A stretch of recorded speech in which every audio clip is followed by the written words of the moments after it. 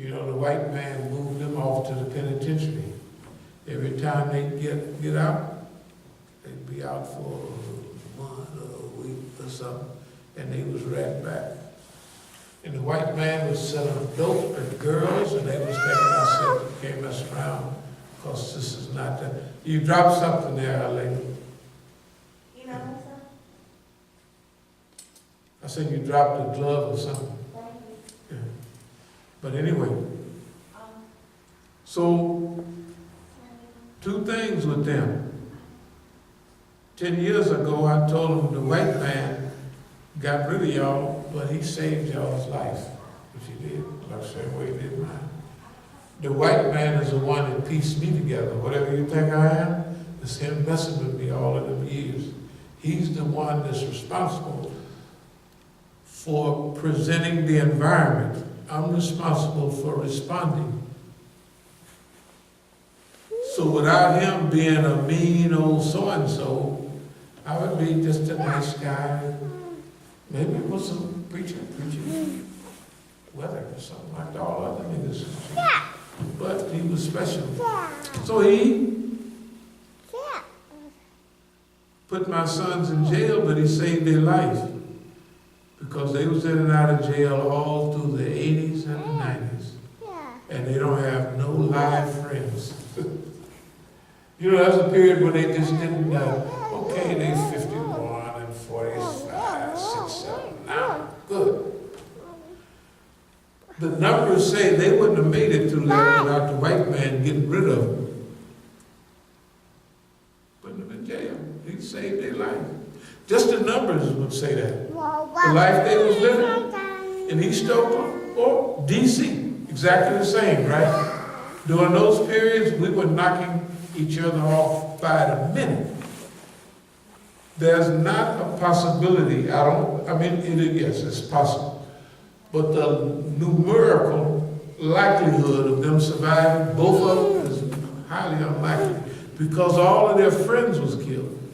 When my youngest son was 16, he said, Dad, I got a photo album full of dead kids, full of dead people, at 16. Okay, now, but and another thing, they mess up their lives because of now. Okay, so I'm not going to do. as a father, it's my job to not pay them back, but I'm going to tighten them up. Because what you did to them, you messed up their life. And if I stay with them 24 hours a day, excuse me, sister, would you, we're taping something, we can hear you, you can't. So anyway. And you said 30 minutes, Imam. It's been like but this is a class. I'm sorry, you can come back tomorrow, sister. Please, come back to catch me tomorrow. Inshallah. I'll be just waiting here, just on needles and pens, waiting for you. Please come back tomorrow, sister. Thank you. Where the heck was I at? Anyway, the sons. Now, take my daughters. They're just the nicest people you can see. But our mama's the police. Sister Bahia is the police. Always have been the police. And can't help but be the police. Think like one, walk like one, read like one, everything. Okay, now, my dear daughters.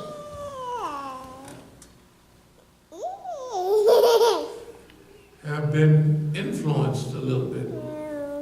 They know what's going on. You think I want my daughters to be involved in what I'm involved in? No. You know why? Because they couldn't, like I told my sons when they was 13, 17. I told them this, they'll tell you. I said, the white man is using stuff on y'all that they use on the Soviet Union. There's only one way you can get through this, is you live just like me, which is impossible. For somebody that they ain't thinking about it, they don't care nothing about it, how they gonna live with that type of discipline? They're not gonna do it. So, I'm very happy that the lady, they use some that they use on most of my relatives. Most of them, they work with the police because they tell them, you know how he is. We want you to help us slow things down because the other part of the government will kill him if you don't. That's exactly what they tell them. They go along with it. Okay, so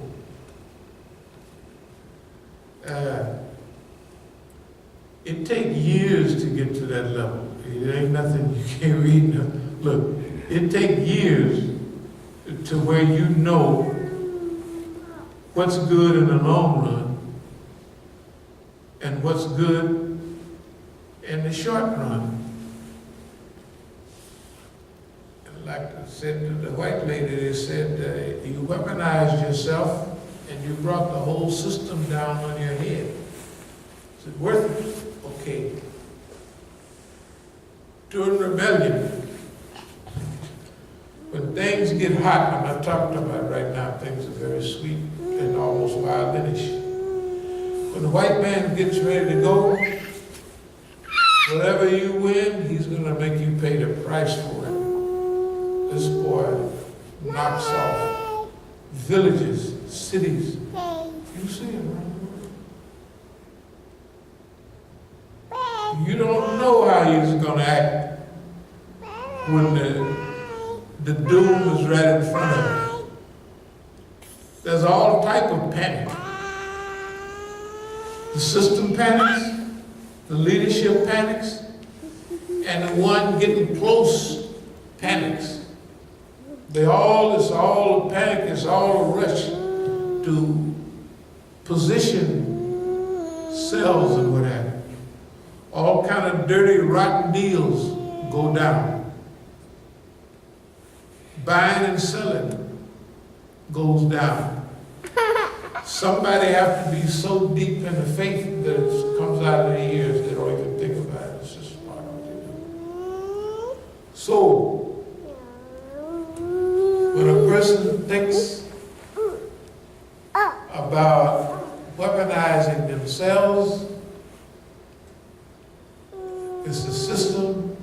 They have to look at those things that they are holding and think very serious about it because the white man don't care nothing about it. You're a sweet little baby.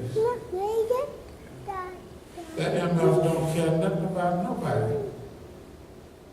You blow his own mama. That boy blows up. You see what they do. They don't want it. Hey man, it ain't no his own kid. You little so-and-sos, we got a system working here. Gonna finish you off. The niggas, we're gonna get them too. Don't you worry. You little BAS if you don't straighten up, we're knocking all of y'all. And he did. He knocked them off. He knocked off all the white kids from the 60s. You just saw Kent State. Right, I mean, hold on. You just saw Kent State where they shoot, you know what I mean? They're just shooting down white kids in the street in 1970 at a university, causing no trouble but a doggone waving a sign, right? That ain't nothing to the amount that Timothy Leary and them run crazy with acid, talk about tune in, turn out or something other. And he tuned in, turned out, he was back into was a while back, right? Yeah. Misleading. He'd kill his own cracker kids. He ain't that. He ain't gonna hold it down. It's like that. Oh no. Now, the other thing is the other cracker. The good crackers. Amongst good crackers are different versions. Revolutionary crackers. Patriot crackers that are evolving. Some still got some racial tints, some have evolved to anti-Zionists, but they all in the same group and they ain't all on the same level. I'm saying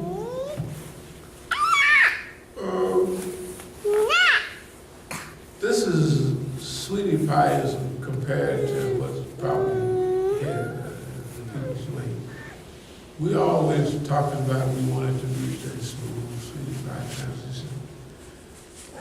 But that has never happened.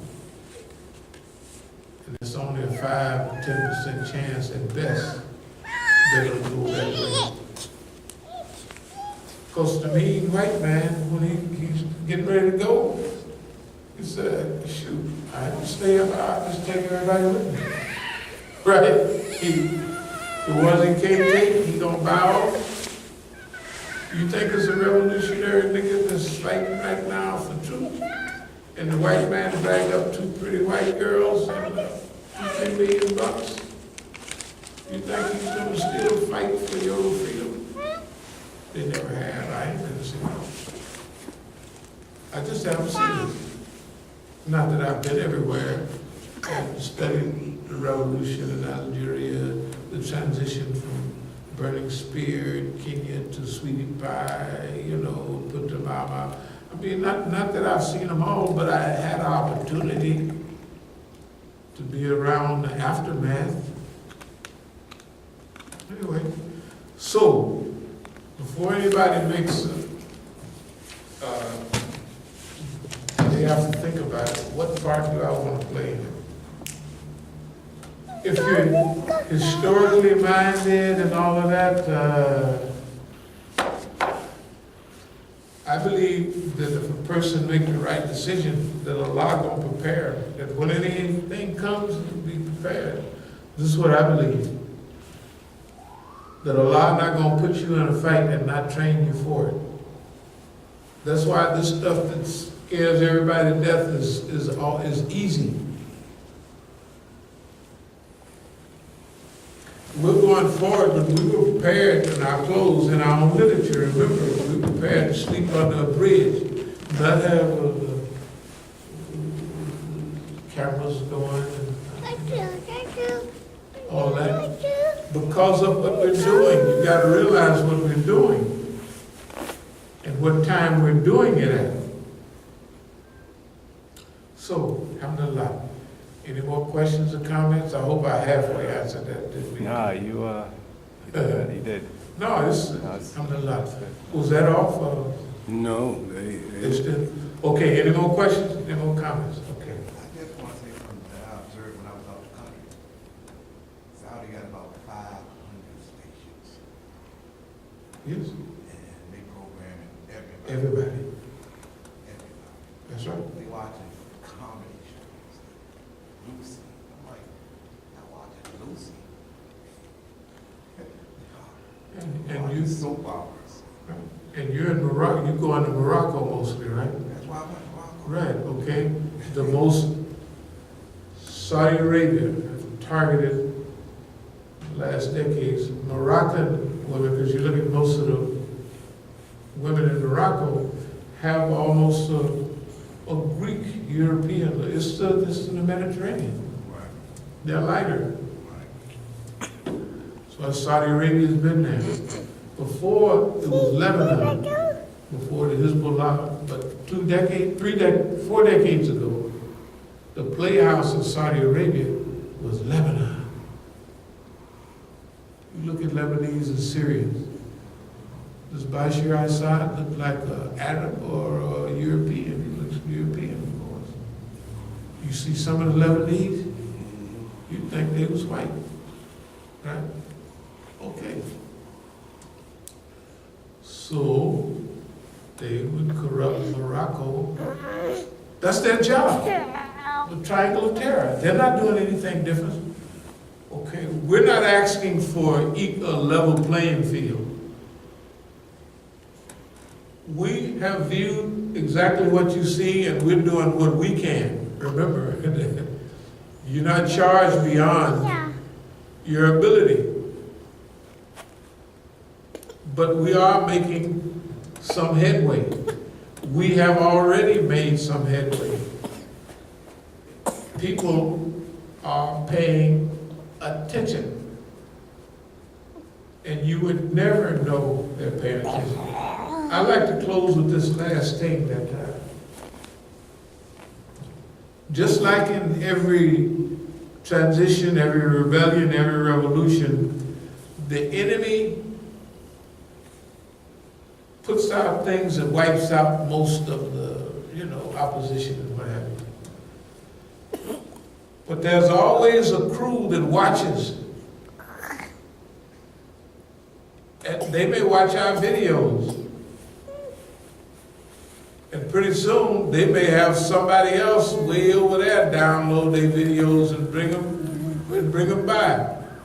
Because they will know this message here is going to be monitored, right? They're going to look at their masjid and they know their imam is a tattletale, the head of the this is a tattletale, right? So they're not going to bring anything to the masjid. They got 2, 3, 4 little friends. They're going to meet amongst themselves. Why are they going to do that? Because it always happens. Whatever they set up to stop the people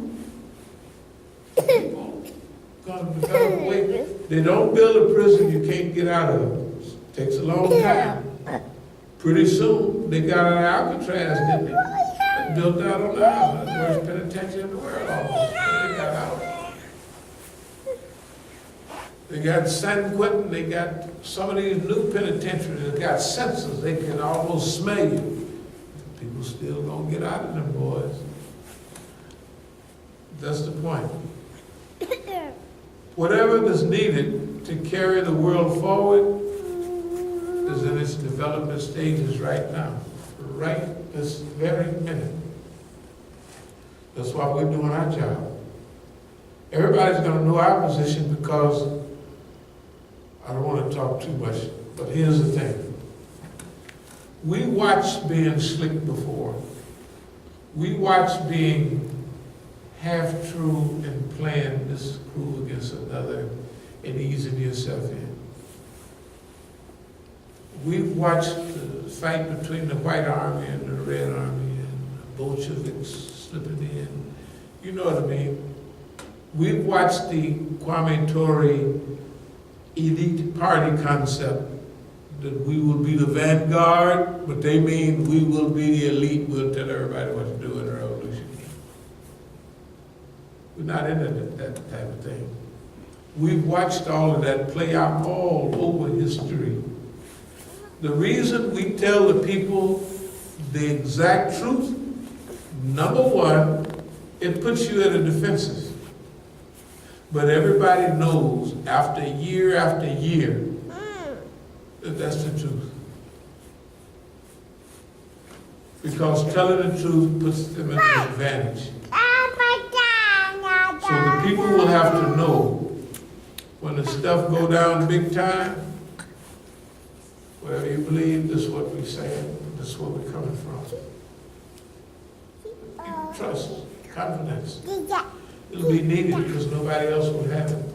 So we're building the house we want to live in during the rebellion. That's what we're building right now. It is not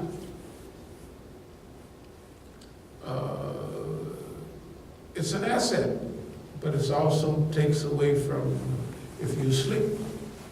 Those rules say don't tell nobody where you're headed. Anyway, is that about it? Okay, alhamdulillah, thank you very much. We really